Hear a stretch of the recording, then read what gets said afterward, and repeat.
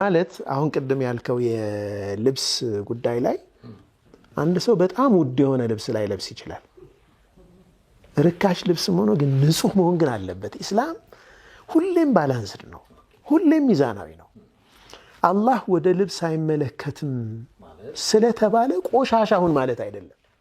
በውሃም ቢሆን ጽድት አድርገህ ያችን ነገር ያለችህን ነገር ጥሩ መሆን አለበት።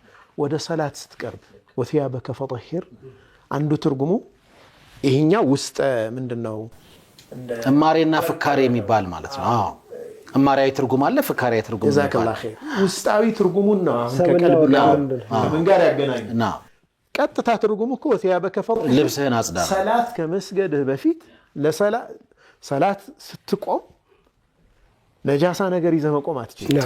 ቆሻሻ ነገር ይዘህ መቆም አትችልም። ሰላት ላይ ልብስህን አጽዳ። ዛሂር የሆነውንም ጠሃራ ባጢን የሆነውንም ጠሃራ ሁለቱንም አሟላ ነው። ጀዛከላህ ኸይር። አየህ አሁን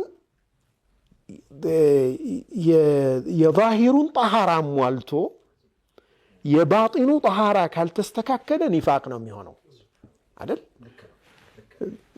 مثلا በጣም በቃ እስላማዊ የሆነ ትልቅ በቃ የሚከበር አይነት ውስጡ ግን ችግር ካለስ ገደር ካለስ ይሄ ስቲል ደነስ ውስጥ ነው ያለው፣ ስቲል ቆሻሻ ውስጥ ነው ያለው። አዓዘነ الله وإياكم الله ይጠብቀን። ምንድነው የተፈለገው? የዛሂር ጠሃራ የባጢን ጠሃራ። የዛሂር ጠሃራ በምን ይገለጻል? ልብስን በማጽዳት። የባጢን ጠሃራ በምን ይገለጻል? ቀልብን በማጽዳት። ስለዚህ ቀልብና የልብስ ከቀልብ ጋር ይገናኛል። አይዋ ዛከላ የመሐመድ ጥያቄ ግን ባጢኑ ጧሃራ ሆኖ ዛሂሩ ጧሃራ ባይሆንስ? እሱ መሆን አለበት። መጽሐፍትን በሽፋናቸው ሰውን ባለባበሱ ይላሉና መሐመድ ብዙ ጊዜና እሱ እንደዛ ሲሆን ሁለት ነገር እንለያው። በጣም ውድ የሆነ ምናምን ልብስ ማለት አይደለም። አሁን እኛ ስለ ጧሃራ ነው እያወራን ያለነው። والنظافة من الإيمان ንጽህና የኢማን አንድ ክፍል ነው።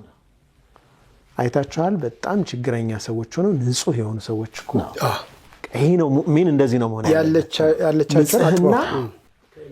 ያለህን ነገር ጽድት አድርገህ መያዝን ነው። ይሄን